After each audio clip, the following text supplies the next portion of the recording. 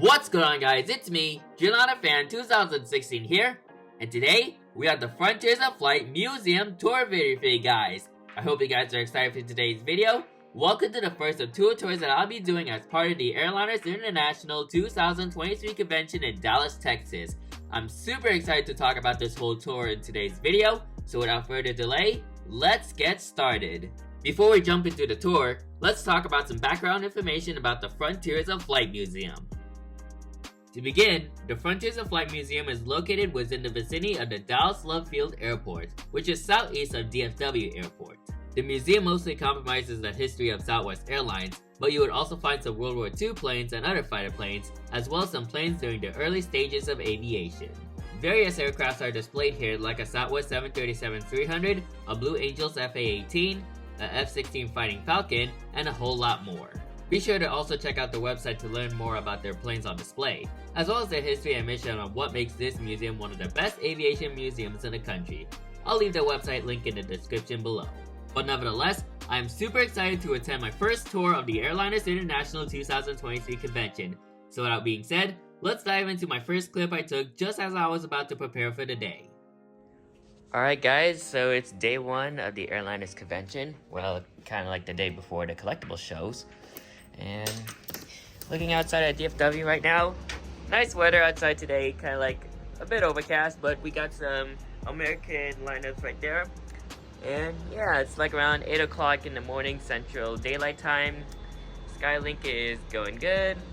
And yeah, so overall it should be a busy day for me. I'm going to be attending the tours, the Frontiers of Flight Museum tour and the C.R. Smith Museum tour.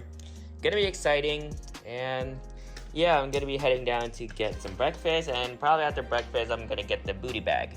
I think 9:30 is when the tour will start. So, already got myself refreshed. Yeah, I gotta like fix my bed and then like go down for breakfast as per usual. I already met some Ave geeks from last night, and it was very nice talking to them. And overall, yeah. So, of course, I'm going to be heading downstairs, get some breakfast, and then prepare for the Frontiers of Flight Museum tour. So, without being said, let's head downstairs, everybody. So after getting my booty bag from the reservation desk and dropping it off at my room, I headed down to the lobby where a lot of attendees for the tours were present. There were actually two tours that were being held in the morning. The first one was a Southwest Airlines maintenance tour, and the second one was the Frontiers of Flight Museum tour, which was the tour I was on.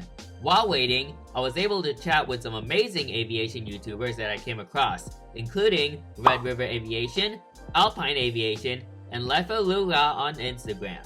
I'm very fortunate to meet with these people, especially Connor. I'm very glad we had a nice conversation together while we wait for the bus. But it wasn't that long until we began boarding for the tours. Let's dive into some more clips as I make my way down to the bus.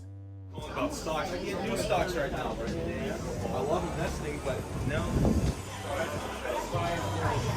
I'm sorry that it's not as humid, or it's more humid than Sacramento. I want it. Yeah, Texas and California are pretty. Yeah, Texas and California are pretty much the same in terms of humidity. Yes. Welcome everybody to the first 40-day Southwest Maintenance Reliner Fan. Hello. Yes. Connor McCauley is here. Wow. First time I get to meet him. Wow. Love to see it. Yes, sir. Glad you're here, buddy. Thank you. Everybody come on front. And Frontiers of Flight. All right?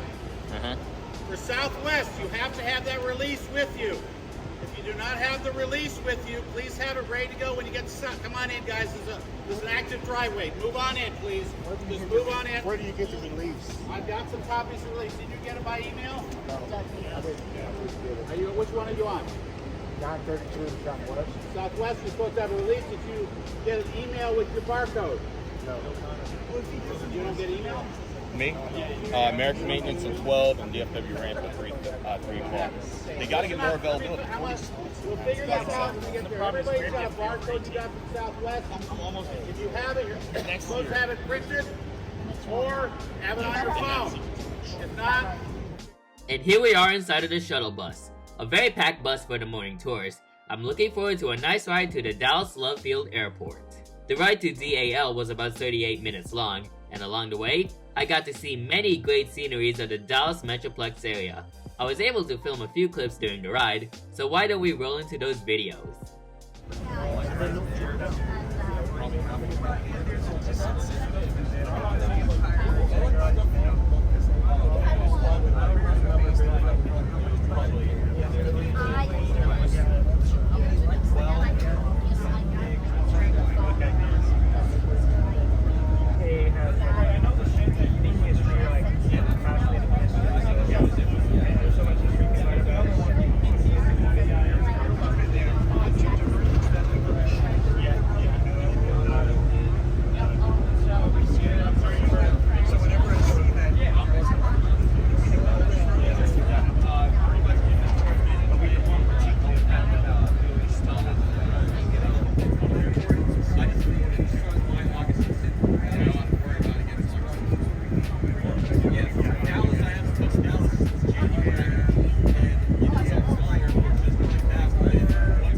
So the first stop was the Southwest HQ.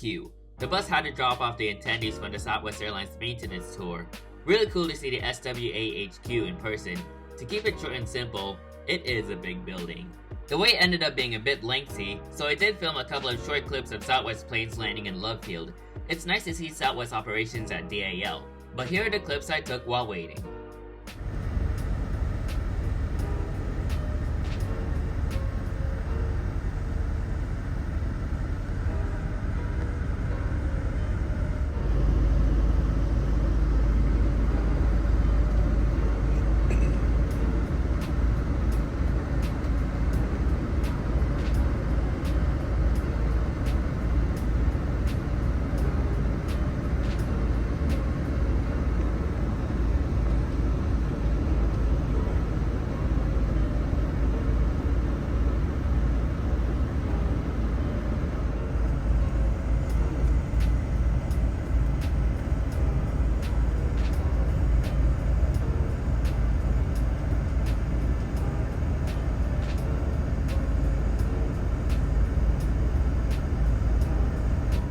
And then it was off to the Frontiers of Flight Museum. Since it is within the airport, the drive wasn't that long, and we arrived at the museum in no time.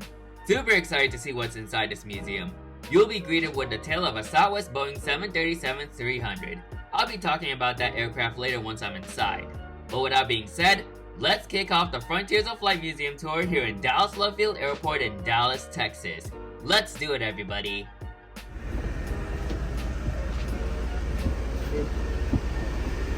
Thank you. Welcome to the Frontiers of Flight Museum. Should be interesting, should be a very nice museum, and I'm eager to see what the inside of the museum looks like. Super exciting.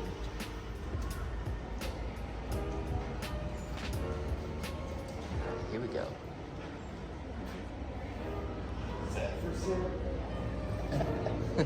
Is it? Don't think so. And it's a big scale. Yeah, it probably had a good price tag on it if it was.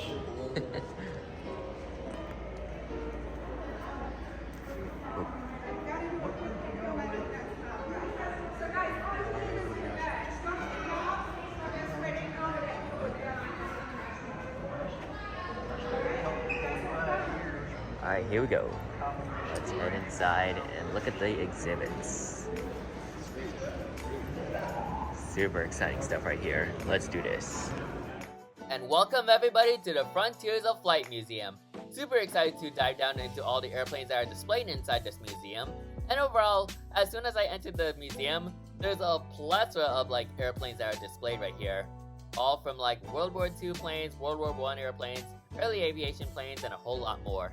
As you can so various planes right there, and yeah, a lot of machinery right here. And yeah, it's very cool to see. And you also got some spacecraft as well. So as you can see, you got a Saturn V rocket right there that's on display. This is a very small scale of the aircraft, so that's very cool. And yeah, I'm super excited to dive down into all these airplanes, and let me know what you think of this format. I think I did this on one of my spotting videos, my plane spotting videos.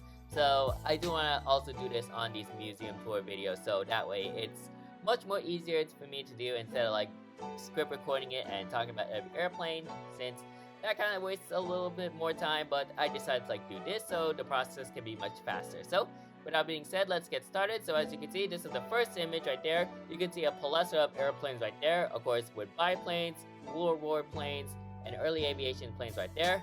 I think it looks very nice. And then you also got a small, I think this is a GA airplane, I think. So that's very cool. They also displayed that as well.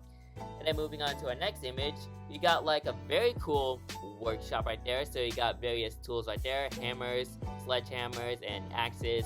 And this is like where they built like the 1902 glider. So this is where like the early aviation stuff, like the early airplanes are being built here. It's in a small tiny workshop, and yeah, it looks very cool to say the least, back in like the 1900s.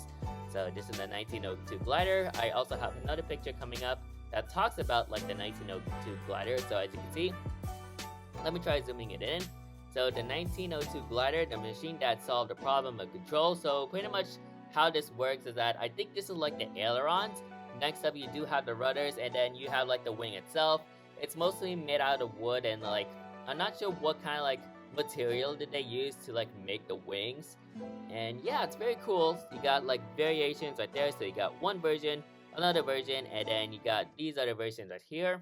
So very cool. And of course you got the airfoil of the wing. Of course this is where like high pressure would build up, so that's at the very bottom of the airfoil, and then low pressure will build at the very top of the airfoil right there.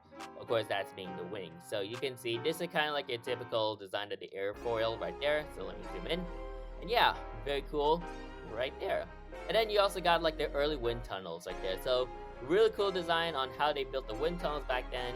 And yeah, various stuff that I want to go over because like this is like aviation history, and I think it looks very cool. Next up, you have like a picture and a diagram of life at the Kitty Hawk. So Kitty Hawk, North Carolina, of course, that's where the place where the first flight was being held. So on December 17th, 1903, let me zoom in as well. In Kitty Hawk, North Carolina, the Wright Flyer, which is this aircraft right there, became the first powered heavier-than-air machine to achieve controlled, sustainable flight with a pilot on board. So of course, those are the Wright brothers. So as you can see, we got Orville Wright. Am I saying that correctly? Oh yeah, Orville Wright and Wilbur Wright. So these two people, these two men, were pretty much like the legends of aviation since they achieved the first flight. And here's what their Wright Flyer looks like right there. This is the front view. It looks it's kind of like a simple design, nothing too special, no cockpit or anything. It's just open air. It's just like an open air airplane. And then you got the beach at Kitty Hawk. So this is what it looks like back in 1903. And this is their workshop right there, the work shed in this case. So yeah, there's actually two sheds, so that's very cool. I think this could represent as the hangar, although this plane is kind of like big for this hangar. But other than that, it looks very cool. And also, here is what the inside of the workshop looks like. So Wilbur Wright cooking alongside the 1901 glider. So this is, I think this is kind of like their house, to say the. I think this is supposed to be their house. So quite cool right there. And yeah, you can pause and read if you like, if you want to go over all these like paragraphs and then all that, but very cool information right there. Next up, we got a plethora of airplanes on display, including one jet engine airplane. So actually this is not like a jet engine airplane, this is actually a hybrid. So you can see like a propeller at the back, so very cool. But you also got some biplanes, airmail planes right there, and various airplanes right there. So very cool stuff right there to see in the Frontiers of Flight Museum. And yeah, it looks very cool to say the least. And here is the Wright Flyer itself. This is like the replica of the Wright Flyer. So you can see it's primarily made out of wood, but you also got like the front section, which of course is right there. This is like facing the back section, so you can see the propellers. This is like the early stages of the rudder, and then at the very front you have the aileron. So it kind of acts like a glider. Yet again, it also acts like an air. It's almost like act like it's like an airplane. Yeah. That's what I meant to say. So it's kind of like a mix between a glider and an airplane. Of course, it's being powered by these propellers right there. So very cool right there.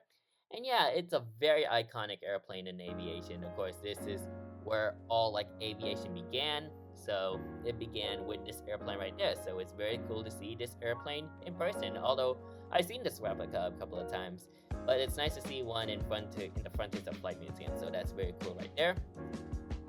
Next up, we have a very cool biplane, and I do have some information in the Frontiers of Flight Museum website. So this airplane right here, this is called the Boeing Stearman PT-17 Cadet. It's a very interesting biplane. I think this was served during World War I. Actually, not exactly World War I, because they also talked about some information on the website. So you got the US Army tiles right there along with the logo, and yeah, it is a piston-driven airplane, so very cool. And I do have some information. I don't want to like read all of them, but I'll read you some important like keynotes about this airplane. So the Boeing Stearman PT-17 served as the primary trainer of the US military from the late 1930s to the end of World War II. Built as a private venture by the Stearman Aircraft Company, the two-seated biplane gained the reputation of being a rugged, easy-to-fly airplane and become a favorite teacher to many pilots, with Stearman Aircraft Company becoming a subsidiary of Boeing in 1934. The aircraft's official name became the Boeing Model 775. And a couple of facts about this airplane. It also has many nicknames. Of course, Cadet is given to it by the Royal Canadian Air Force, so that's very cool. And stats about this airplane: it's a biplane trainer. First flight was back in 1936.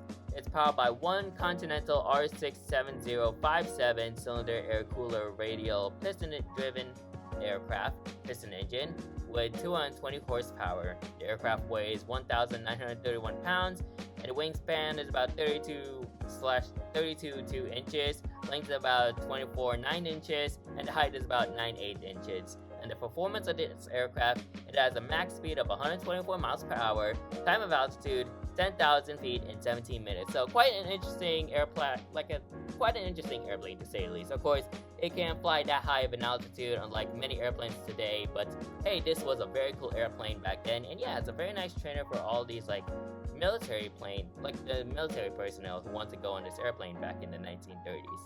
So very cool right there.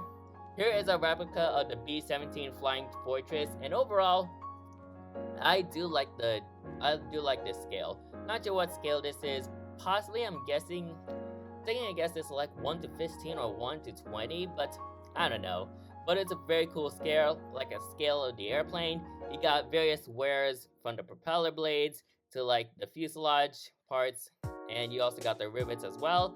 So that's also very cool. Nice attention to detail right there. You got the guns right there. The cockpit windows are also nice as well. I do like on how they added detail to that. And yeah, there's also wear on the US military Navy logo right there. So that's very cool right there. And yeah, you can also see the chocks as well. So you can see all the chock details as well, and the main landing gear detail as well.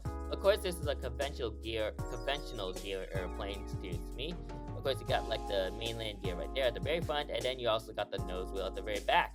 So yeah, this is a very cool replica of the B-17, and yeah, it's also named Big Mama. So that's a very interesting name for this aircraft right there. Next up, you got various engines that are being powered by various airplanes. Of course, piston-driven airplanes, and yeah, and you also got some information right there. Overall, very nice engines right there, and yeah, these are workhorses for all these airplanes back then. And how about this, ladies and gentlemen? Right here, we had the McDonnell Douglas or Boeing FA-18C Hornet. This is a Blue Angels example, and my goodness, this looks absolutely very cool right there. So as you can see, here's some various pictures of the airplane, and yeah, a very nice aircraft overall. This is Blue Angel number 4, and if I can zoom in, this is operated by leader Pat Walsh, so I think Pat Walsh flew this airplane. And yeah, very cool airplane overall. And yeah, during its years of operation with the Blue Angels, I also give you some information, short description, but yeah, it wore number 3 as it flew over Dallas Fort Worth during Operation America Strong. It is carry number 4 in honor of Admiral Pat Walsh, a resident of the Metroplex and a former Blue Angels pilot. So I think that's the reason why they added there. And very cool. The all-weather FA-18 Hornet is an attack airplane as well as a fighter, but it can also be used for stunts as well. And yeah, very cool airplane right there. And yeah, and as I give you guys the stats, it is a fighter and attack airplane. The first flight of this plane is November 18th, 1978.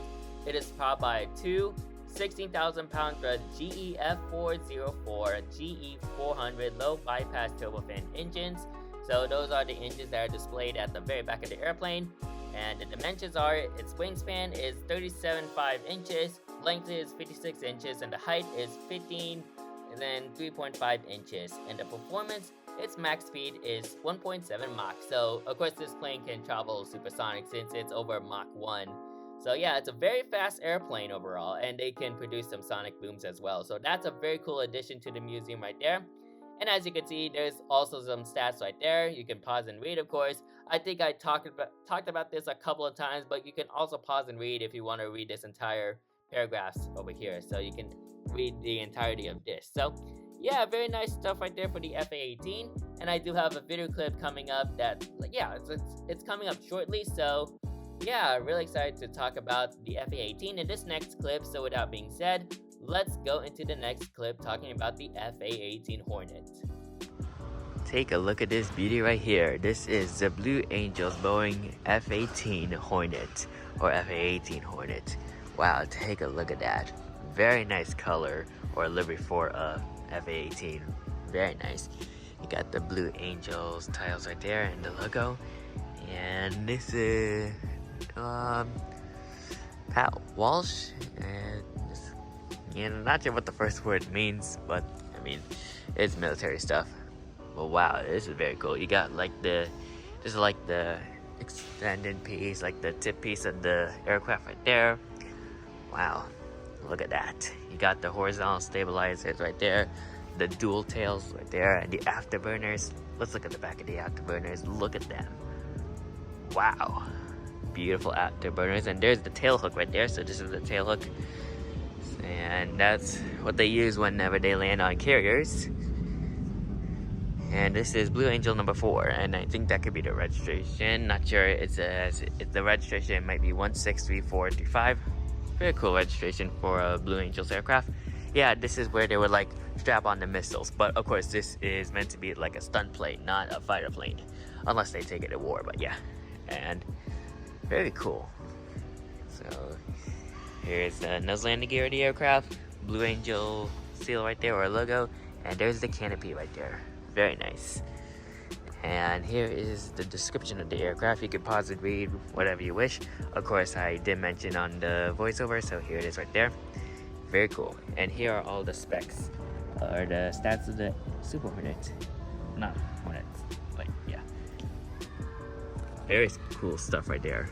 Nice aircraft. Alright, and now we move on to the general and commercial section of the museum. Look at all this. So as you can see, we got some very interesting scaled aircrafts. We got a Chinook helicopter, and probably that could be a Beechcraft, I think. Wow. And we got this aircraft. Is that like, I'm not sure what aircraft it is, but we also got a Boeing 737 right there. I think that's like the first 737. Like, it's a 737-100, so November 73700 maybe. And then we got the beautiful Boeing 787 Dreamliner right there. Wow. Such a beautiful, that's like a Dash 8. Yeah, it's a Dash 8. So here's the Dash 8 Dreamliner. Very beautiful. And here's some other stuff about the commercial aviation. Of course, they used to have like flying boats back then. Very interesting right there. And of course, the Concorde and its speeding bullet of the aircraft. Here's some GA planes right there, business jets. Very cool. And then you can see all like the models, what they are, and yeah. Give me pause, of course. But yeah, let me try to guess one of them. Probably like a Falcon. That's like a Falcon Dassault 500, I think. Is it? 50. Close. Just added the extra 0 out of the 50. But very cool. And ooh, what else? Very cool. Some more planes. What is that? That is we're facing on this side, so it might be, I'm not sure. Oh, it's like a Canada Air. Is that like a CRJ? Probably like a CRJ, I think. Is it? Bernie CRJ. Is it a CRJ? Should be a CRJ. I think maybe it's a CRJ. I'm not sure. So let me look. Or maybe it's a Learjet. Embraer. Cessna, Gulfstream. Oh, there's like a Gulfstream 4. Is that like the... Yeah, this is the Gulfstream 4. So, very big aircraft. So, very cool. And then you got the Delta MD-11 in the original widget livery, and the British Concorde in the, what is that? Oh yeah, Landor livery. Very cool aircraft right there. Wow. And then you, oh nice, the Delta L-1011. Is that 1-200? That is, oh, I think this is the scale model of the L-1011 TriStar, the same type of aircraft flown on Delta Flight 191. So Delta Flight 191 was the aircraft that crashed from a microburst at Dallas Fort Worth when it tried to land. And is that the exact registration? Oh, it's not the registration of the aircraft, but it's one of the, it's like one of the aircraft that, it's the aircraft that crashed. Yeah, I do have the 1400 model from Engine Models on the recent release of that aircraft, and it's a very nice aircraft. Overall, very cool. And of course, we got some aerial firefighting right there. Of course, very common in California during fire season. You got the Tanker 10 right there, very nice. Is that like, what is that? Looks like, not sure what aircraft. And then there's a C-130. Very cool stuff right there. There's some more like stuff. You got FedEx, you got one of their Dassault Falcons, and that's a MD-10. Very cool. And then, ooh, nice, JSX, I think Embraer 145, I think, or 135, not sure. And then there's a DC-3, and this is a cool fantasy. Brand International, what is that? Oh yeah, C5, very interesting. And yeah, so, ooh, nice.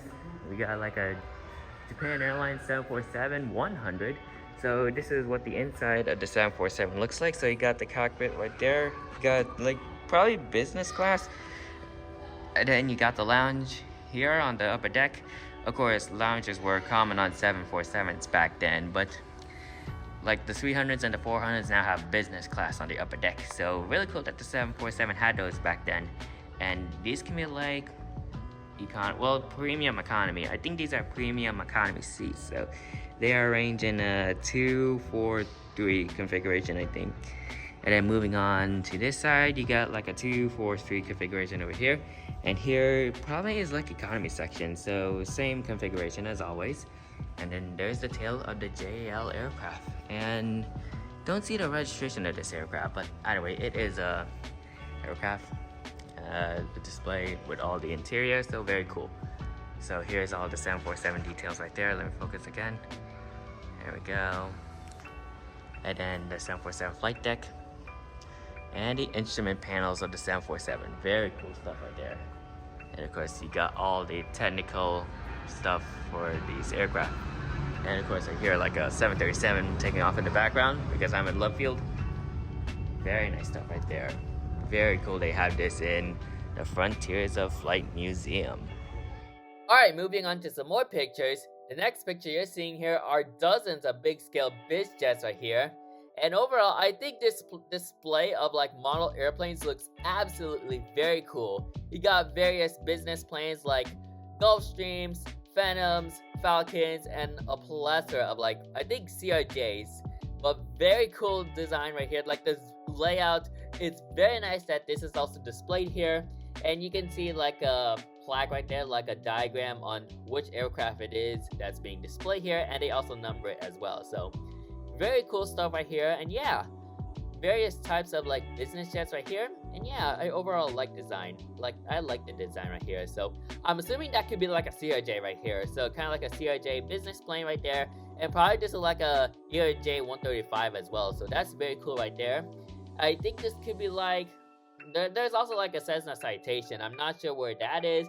Maybe that could be like a Phantom, I think. But overall, these are very cool. That's a very cool display of business jets right here in big scale model form. So yeah, very nice right there. Moving on to some more pictures. How about this right here? We have the Delta Airlines McDonnell Douglas MD-11 in the original widget livery. I'm thinking this is like, I'm taking a guess. This is like a 1:15 scale or 1:20 scale, but holy moly, this is absolutely beautiful right here. And yeah, I do like on how this model is represented right here. Of course, the Delta OG widget livery looks so nice on this aircraft, but I think it looks much nicer on the L1011. But yeah, very nice to also see this on display as well. And overall, it looks so nice. It just looks so nice. I gotta love the OG Delta widget livery. And yeah, back in this was debuted back in the 1960s. So that's a very cool livery from Delta Airlines back then. Of course, I do like their upward and onward, but this is just the OG Delta Airlines livery in my opinion. It looks absolutely very, very nice. And moving on to some more pictures. How about this British Airways Landor livery Concorde? Wow, this is also nice on how this is also displayed. Very cool aircraft right there. And yeah, the Concorde had a very nice legacy back in the aviation industry when supersonic travel was a thing. But yeah, very cool airplane. And yeah, of course, the Concorde was retired in October 2024 when British Airways operated the last flight from JFK to Heathrow. But yeah, but the Concorde still lives on with all these model forms and Gemini jets and even a Lego Concorde as well. So I'm eager to see if I can try to get the Lego Concorde, but it's also nice to see this Landor livery Concorde on display at Frontiers of Flight. So that's very cool right there. Next up, we have a beautiful, I think this is a bigger scale. I'm guessing 1 to 10 scale or maybe that's like a 1 to 10 scale, but we do have the Boeing 737-100, so very nice to see a scale model of a Boeing 737-100. And once again, I'm taking a guess, this could be like a 1 to 10 scale, so it's a very bigger scale than just a 1-400 model, but it's also very cool to see this. And yeah, very nice livery overall. You got the JT8Ds. I think JT8Ds powered the 737 OG classic, like the OG 737s, so that's the 100 and the 200. So very cool to see right there. And yeah, very nice lesser upscale models. There's also a very a classic, I think this is like a turbo, not a turboprop, a piston driven airplane right there. Not sure what plane that is. I'm not sure what plane is that, but very cool right there. And how about the beautiful Boeing 787 Dreamliner? More in particular, this is the 787-8 in the house livery. Man, really nice to also see this beauty. Of course, with my channel name, Dreamliner Fan 2016, seeing a Boeing 787 in any scale, it's just it hits different. It looks so nice, even if it's a bigger scale. I'm thinking this could be like a 1 to 25 scale or 1 to 30 scale, but this is a very cool model. And yeah, of course, I love the 787 Dreamliner, and hopefully I can fly on one day, because the Dreamliner is just a very, very nice aircraft. And yeah, of course, it's my favorite aircraft overall. So seeing a 787 in a certain scale, it's just very nice. Whether it be 1-400, 1 to 200, 1 to 100, or 1 to 50, it's always nice to see this Dreamliner because it looks so beautiful. Alright, so moving on to some more pictures. Now we're getting to something very interesting. So I think I mentioned at the very beginning that, yeah, I did mention this at the very beginning, that the Frontiers of Flight mostly talks about the history of Southwest Airlines, and you can see a Southwest Airlines section right here. So we're gonna start things off with these Boeing 737s from Southwest. Of course, we got a note section of the 737-200, but what really stands out for the Frontiers of Flight Museum is the Boeing 737-300 from Southwest Airlines. So very cool to see that right there. And then you also got these displays right here.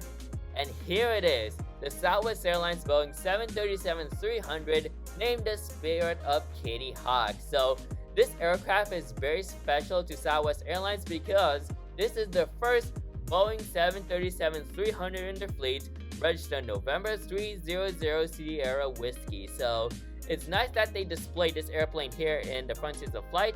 Now, as I give you guys some information, of course, it is the Classic Series, so this is the 737-300. It's part of the Classic Series, and it's the second generation of the 737-100 and 200 models. In the early 1980s, Southwest Airlines and US Air both approached the Boeing company about a larger 737 model to meet their long-haul flight expansions. The new 737-300 meets their needs for increased range and passenger cargo capacities.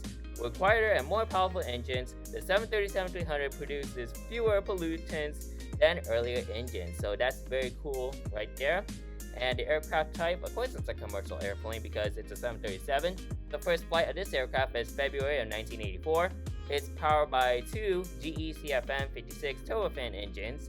The wingspan is 94.9 inches, length is 109.7 inches, and the height is 36.6 inches. So very cool information right there.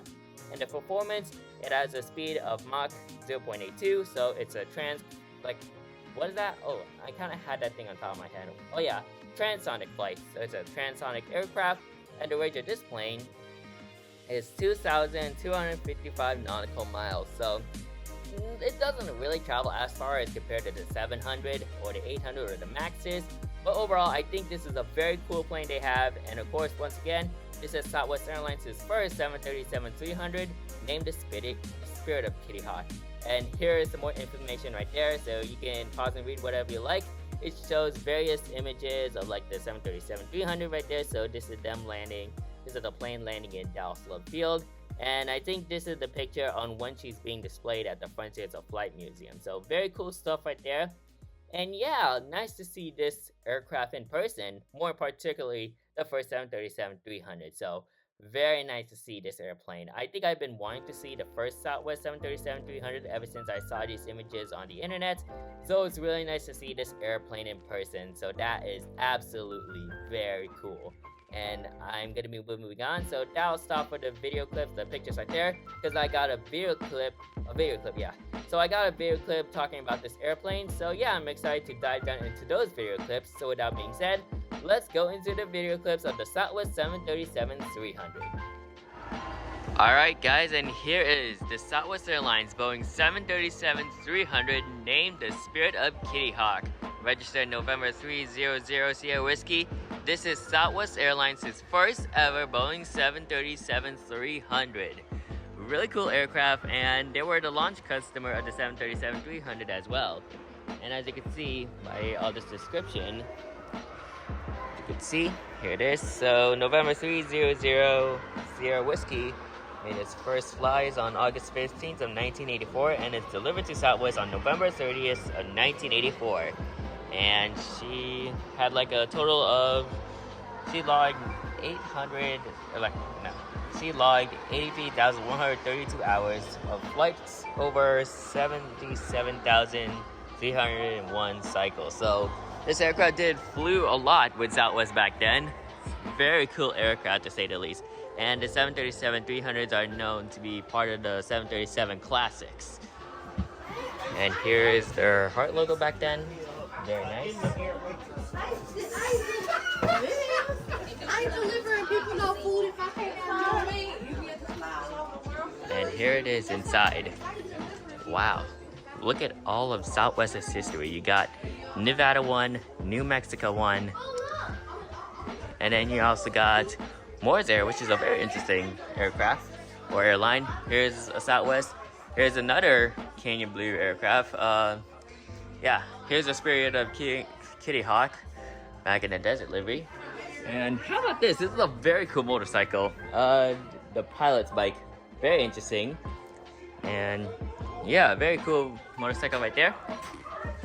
Take a look at this photo right here. So what you're seeing right now is a plethora of model planes in 1/400 scale under this beautiful Dallas Love Field mat, and it is displayed right here in the Frontiers of Flight Museum. Wow, that looks absolutely very cool, and you can see a plethora of Southwest Airlines planes right there. But you also got some AirTrans, and I don't know what airline this is, but yeah, very cool stuff right here. And yeah, really nice. I don't think I've never seen like a model plane display, like especially in 1/400 at a certain like museum. So this is very cool to see. So I can see like a 737-800 Canyon Blue, a 737-700, Shamu 1, I think that's Shamu 1, Southwest 727, there's also Lone Star 1, and a plethora of AirTran planes like a 717 and a 737. And yeah, very nice stuff. And here are some more. Here's like another view. You can see a plethora of state liveries like Maryland 1, Arizona 1, New Mexico 1, Illinois 1, yeah, Illinois 1, Nevada 1, and California 1. Especially California 1. Here she is right there, California 1 737-300. And I think this is by Gemini Jets. But wow, really cool to see this in the Frontiers of Flight Museum. And yeah, California one. Of course, this is my favorite state livery from Southwest Airlines because I live in California. So it's really nice to see this beautiful plane in 1/400 scale. And of course, this aircraft is registered November 6090 Sierra Whiskey. But yeah, California one. What a livery right there. And here's another picture of her. What a beautiful airplane she is right there. Next up, you have another Southwest Airlines model. This is another big scale model. I can't really tell what livery this is, or like what scale this is, but this is in their desert livery, so it has the Southwest Airlines on the tail right there. Southwest, just Southwest.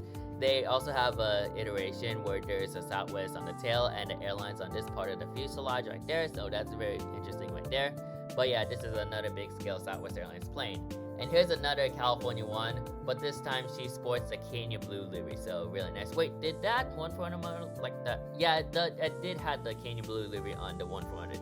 So this is another Southwest 737-300 California one right there, looking very nice. And yeah, a very nice state livery overall, and I can't elaborate too much, but other than that, that is a beautiful state livery. And next up, we have another airplane to take a look at. So this is a nose section of a Southwest Airlines Boeing 737-200 painted in the Kenya blue livery. So what they did is, like, when that plane got retired, they actually cut the forward area of the airplane and they actually displayed it here inside the Frontiers of Flight Museum, of course. So you can see that the aircraft is named the Herbert D. Kelleher. Excuse me. So this aircraft is named the Herbert D. Kelleher. Of course, that is the founder of Southwest Airlines right there. So they dedicate this aircraft to him. And yeah, you got some various nice details. You got the radome right there. You got the eyebrow windows right there. And then here are the cockpit windows as well. You got like the nose landing gear door with part of the registration, which is 102, which is the full registration of this airplane is November 102 Sierra Whiskey. So very interesting registration for this aircraft. And then you got some pitot tube details, and I think that's a AOA sensor, I'm guessing. That's not MCAS. Probably that's like an AOA sensor, I'm guessing, but maybe that could be. But of course, it's for aerodynamic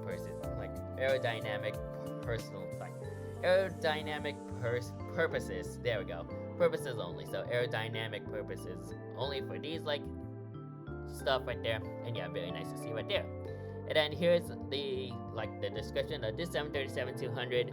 I'm gonna go over the stats for this aircraft, not like this full description, but you can pause to read. So I'm just zooming this in, so you can pause and read this. But this aircraft is powered by JT8D turbofan engines with 14,000 pounds of thrust. And yeah, very interesting stuff right there. And yeah, once again, you can pause to read. And the characteristics of this aircraft, this is what I'm gonna go over. So the wingspan is 93 feet. The length of this aircraft is 100 feet and 2 inches. The height is 37 feet.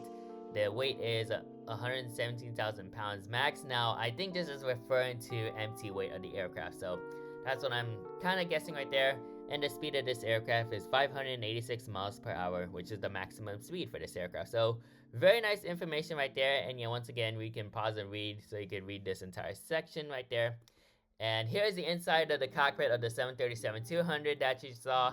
So as you can see, you got the yoke right there looking very nice. And then you got your other like gyro stuff and other like controls right there. So you got the attitude indicator right there. You got your that's not the altitude. This is the vertical speed indicator right there. There's your altitude indicator. And then here's the heading indicator. Excuse me, guys. Whew. I've been talking a lot and I do want to take a breather real quick. So anyway, so this is the attitude indicator. This is the heading indicator. This is the speed indicator right there. And it shows you the Mach number. Here's the vertical speed indicator, and this is the altitude indicator right there. You also got the fire bell right there, the fire button, and the master caution button right there. And then you also got some various controls and various like other stuff right there, all like these other stuff. You got the throttle right there, speed brakes, flaps, and the elevator trims right there. Looking very nice. And then this is where like the engine, like I think this is for like, so these buttons right there, these 1 and 2, I think this has had to deal with like the engine fire and the APU fire, so quite interesting right there. And then you got your overhead panels right there, and then yeah, you got like the battery, the APU generator, and then all these other stuff right there. So this is a very nice cockpit layout for this aircraft. Of course, it's not like one of those, like those modern day 737 MAX cockpits you see, but this this is all like the controls back in like the 1960s and 70s. So that's very cool to see right there. And here's like the seat arrangements for this aircraft. So this aircraft is arranged in a 2-2 configuration. And yeah, very cool stuff right there. And I don't know why like the aisle is so spacious. I'm guessing like back then the spacing in the aisle matters, so they had to like space this out. So yeah, very interesting arrangement. Of course, I think nowadays like passenger numbers really matters. So there's more seats on 737s nowadays. And here's another view of the 737-200 nose. So very nice right there. And then here's some very interesting stuff right there. So we're moving on to something different. So this is the entire like Braniff International section. So you got various like memorabilia from Braniff International, like these flight attendant uniforms and some other uniforms that the crew wears. And then you got a history portion of Braniff International Airways. So very nice right there. And next picture, we have a beautiful Braniff International Airways Boeing 747-100, and this aircraft is nicknamed Big Orange, which that's pretty much what Braniff calls their 747s, Big Orange. And yes, all their 747s are painted in orange. So really nice livery overall. And yeah, Braniff 747s, they are quite a workhorse in their fleet back then. Of course, Braniff International Airways did not, like, they retired, they ceased operations, unfortunately. But all I can really say is that Braniff International was a very cool, airline. And here's a very nice model, like plethora of models of Braniff International planes right there. Everything from the DC-3, the DC-6, the DC-7. Well, I think that's the DC-6, so that's the DC-6, and probably that's the DC-7. But you also got the L-188 Electra, a 727 or a DC-9, I'm guessing, the Big Orange 747, and an Air France Concorde, because I think Braniff had a agreement, like a lease agreement with British Airways and Air France to fly these Concordes on their routes. So very interesting right there. Here's another like picture of the Braniff International section. So of course, as I mentioned, you got the various uniforms that the flight attendants wear. And then you also got some other stuff right there. And then you got the route operations right there. So I think they mainly fly within North America, within the United States, and they have some international destinations from the Caribbean and South America right there. So that's very cool operations from Braniff International. Here's another picture of like every aircraft that Braniff flies. So of course you got the Big Orange, the 747 and Concorde and the DC-7, but you also got some old airplanes like the Lockheed 5 DL-1 and the Stinson SM-1. So yeah, very cool stuff right there. And yeah, nice history plethora of Braniff International. And I do want to appreciate this photo right here, so you can see like various Braniff International planes, all colorful Braniff planes, of course, with the end of the plane agreement that Braniff had. And the plane, yeah, that's I can explain much about the end of the plane from Braniff International Airways, but within that like deal, it ended up being like transferring Braniff International Airways increasingly, like very drastically. So very nice to see right there. And then you have like a Braniff International Airways Concorde. So quite an interesting livery right there. And yeah, this livery did not exist at all. There was no Concorde that was painted in the Braniff International livery. But I wish that exists though, so I can see a plethora of pictures of this. Actually, is that a picture, or maybe that's just like a... Yeah, I don't think that's the actual picture, but I do wish a Braniff International livery existed on a Concorde. But yeah, very nice right there. Here's another picture of the Southwest 737-300, and you can see the ground power unit right there. So very nice to see right there. And yeah, very nice. And yeah, this is once again an overhead view of the 737-300 Spirit of Kitty Hawk. And then you got a very interesting aircraft right here. So this is actually the Flying Pancake, and I know it's kind of like a funky design for an airplane, but I think this was used during war.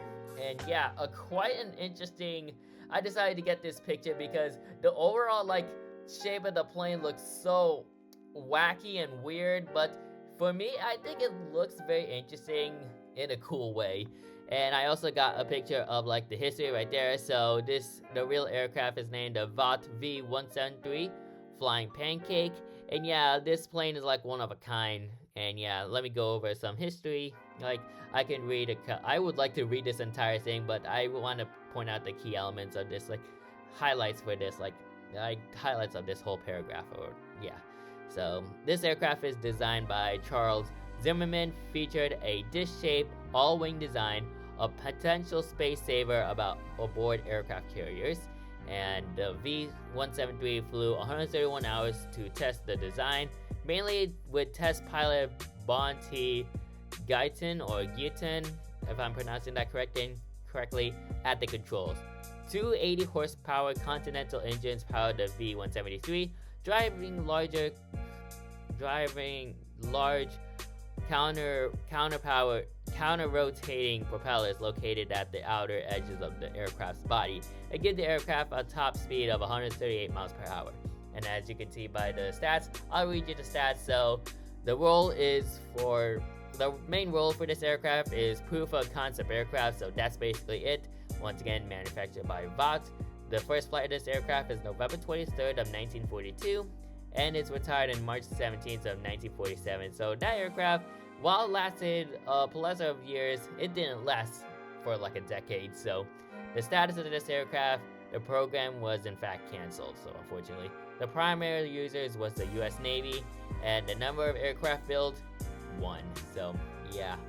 It was then developed into the Vought X5U Flying Flapjack.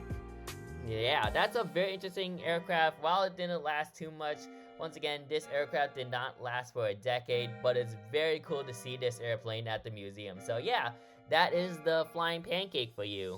And yeah, that's basically it for this portion right here. So I'm gonna move on to more video clips. Well, actually, I have one video clip. That's actually my last video clip I filmed inside of this museum. I didn't film too much, but other than that, yeah, I did not film too much at the Frontiers of Flight, but I think I ended up filming more in the C.R. Smith Museum. So, with that being said, let's get into that video clip, and it talks about like the model that's all like the models that was displayed. So I was referring to this one, so I'm gonna go into a video of that. So with that being said, let's get into that video. And take a look at these beautiful 1/400 models right here. Very cool they have this on display. So as you can see, we got Canyon Blues, we got New Mexico 1. Unfortunately, that aircraft is retired. Arizona 1, Lone Star 1, Silver 1, Florida 1, which is still flying as of today. Here is Maryland 1, also flying as of today as well. Nevada 1, also flying now on an 800, along with Illinois 1. And California 1, what a beautiful aircraft. There she is, right in front of me, wow. Such a beautiful aircraft on the Boeing 737-300, registered November 609 Sierra Whiskey. If you want to get a picture of the information of this beautiful aircraft. Beautiful special livery. So yeah. Also, we got some Air Trans as well on the 717s. Very nice collection right here. Alright, moving on to some more round of pictures, and don't worry, this is the last round of pictures for the Frontiers of Flight Museum tour, and I think I would have to expedite this quick so I don't take too long on this portion right here. So, we start off with like the model selection right there. So here's the Southwest Boeing 737-700 Florida 1 livery with the candy blue tail with blended winglets, and yeah, I think this could be a Gemini Jets model if I were to take a guess. That could be a Gemini Jets model. I might be wrong, but who knows, but this is a beautiful model from Gemini Jets, I'm guessing. I think it might be Gemini Jets. And yeah, Southwest is Florida 1, still fly under this registration. I think it's November 9015 Whiskey November as of today. And she sports the hardtail with split scimitars, which is very nice. Here's Lone Star 1 on the 737-300, looking very nice. I think that's also, actually, I don't think that's a Gemini Jet. I'm not sure, can't hardly tell, but yeah, it looks very nice right there. Here is Nevada 1 on November 727 Sierra Whiskey. This is a Boeing 737-700. And yeah, that could be another GJ model. And she sports the desert tail. Later, she was painted into the canyon blue tail. And unfortunately, this special livery, Nevada 1, was the final aircraft to feature a special livery with the canyon blue tail before she got retired in November 2022. So that's unfortunate. But she is flying with Southwest Airlines again on the 800 on November 8646 Bravo, and she sports the hardtail. So really nice that the Nevada 1 is on the hardtail on the 800. Here's Maryland 1 on the 737-700 as well, of course in the canyon blue tail. And she still flies with Southwest as of today, but now she has the hard livery and she still has the blended winglets. And NG Models also did the canyon blue livery tail as well on Maryland 1, along with the hardtail. So I both had those models in my collection. And yeah, really nice to have these models in my collection. And yeah, they look very nice on my Southwest fleet. Here's Illinois 1, November 918, Whiskey November. This is a 700. And yeah, that could also be a Gemini Jets as well. This Maryland 1 and this Illinois 1 is also, I think they're both made by Gemini Jets, I'm guessing. So yeah, here it is right there. And of course, Illinois 1 is on an 800 as of today on November 918, November 8619 Foxtrot, yeah. So Illinois 1 is on the 800 as of today. And here is their 737-800. It's kind of like a short description, and the largest 737 joined, the 738 joined Southwest's fleet in 2012.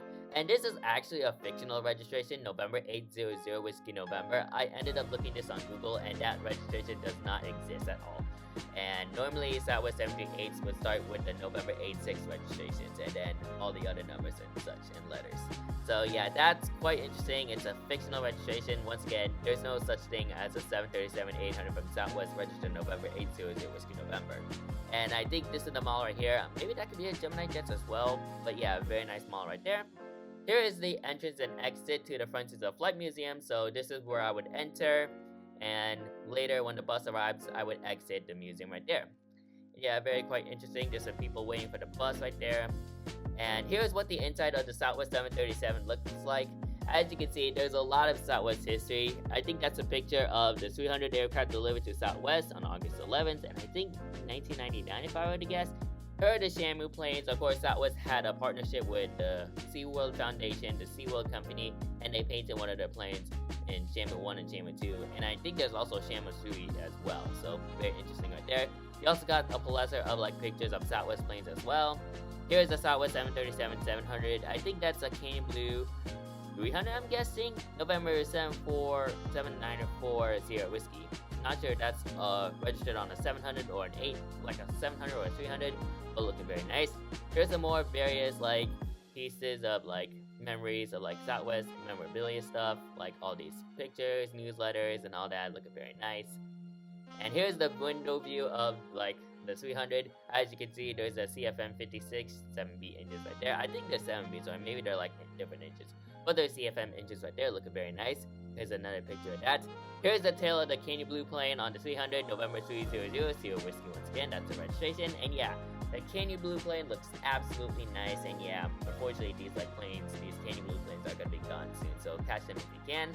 They also had the 40 years of love sticker as well on this aircraft, so you can see 1971 to 2011, they have like the 40th anniversary sticker right there. So really nice that this plane has that sticker right there. And yeah, here's a helicopter. So this is, what is this helicopter? Now, I'm not all educated into helicopters, but this is, so I'm looking at the Frontiers of Flight Museum website right now. This is a Bell UH-1D Aerocruise. I'm not sure if I'm pronouncing that correctly, but this is the, I'll just call it UH-1D. So this helicopter is a rotary wing helicopter. Its first flight was in October 22, 1956. It's powered by 1400 horsepower Lycoming T53L13 engine. It weighs about 6,000 pounds and dimensions with a rotor diameter. Yeah, I'm not really quite educated into helicopters, but this is a very cool helicopter right there. And what's cool about this helicopter, like what's cool on how they displayed it, it's displayed on a pole. So as if the helicopter is like in its hovering position. So that's very cool right there. And yeah, it's quite unique on how the Frontiers of Flight managed to do that. Next up, we have a beautiful F16 Fighting Falcon. I think that's the name of it. That's the Fighting Falcon. Yep, it is the F16 Fighting Falcon. Of course, one of the most popular fighter planes in America right now, and probably the world as well. So really nice that this is also displayed here in the museum.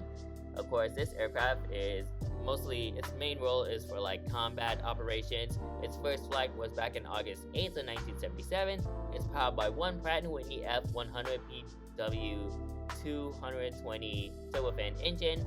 The wingspan of this aircraft is 31 meters or 31 inches. Length is about 407 meters and 8 inches, or hang on. Wingspan is 31 feet. I think I may have read that wrong. So wingspan is 31 feet. Length is about 47 feet and 8 inches. Height is about 16 feet and 5 inches.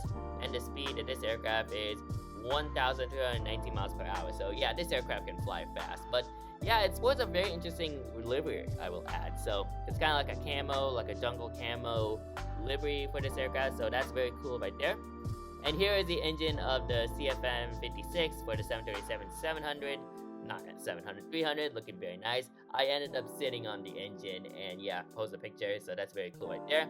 And in no time, at around 1:34 p.m., well, I don't know what time it was in Dallas Central Daylight Time, I can't convert it, but later after, cause like I was hanging out with some people at the outside before our bus came, so our bus came and then it took us back to the Dallas Fort Worth Hyatt Regency Hotel, where I get to go on my next tour. So yeah, that's pretty much it for this tour, and here's an overview of Dallas Love Field. And here is the 737-300 right there as I leave, and the Frontiers of Flight logo right there, the Frontiers of Flight sign right there, looking absolutely very nice. And here's another view of the Frontiers of Flight Museum. So yeah, I guess that's it for all the photos right there. So overall, this is a very nice museum, and I would highly recommend going to this museum the next time you go to Dallas. And overall, it's a very nice museum, and you get to know much of the history of Southwest Airlines there. So yeah, I would highly recommend this museum once again. And yeah, I guess that's it for this video. So with that being said, let's jump into the conclusion portion of this video and give you my overall thoughts on the Frontiers of Flight Museum. So with that being said, let's do that. Alright, so that'll do it for the Frontiers of Flight Museum tour. To keep it short and simple, I think this museum looks amazing and I love the selection of aircrafts they offer. Huge thank you to the Frontiers of Flight Museum and Airliners International as they provided this tour for all the attendees of the convention itself. If you want to know more about the history of Southwest Airlines, then this museum is for you. They do have a nice collection of Southwest Airlines' history that is displayed here. And as for the Braniff International people, the Braniff section is also a nice exhibit to look at so you can learn their history from there. With the Frontiers of Flight tour completed, the next tour I'll be going to on that day is the C.R. Smith Museum tour. Make sure to stay tuned for that tour video once it comes out on my channel. But nevertheless, that'll do it for today's video, so I hope you guys enjoyed today's video. Make sure you like, comment, and subscribe to my YouTube channel, and turn on that post notification bell so you won't miss a video like this anytime soon. And if you want to see all my Airliners International 2023 videos, then you can click on my Airliners International 2023 playlist, and it shows you all the videos from tours, vlogs, spottings, and a whole lot more. And don't forget to check out JJ Skippy's Airliners International 2023 community playlist, and it shows you all the videos that every single content creator created on Airliners International 2023, and I'm included there as well. So, that's it for today's video. Thank you guys for watching, and I'll see you guys next time. Anyways, good night.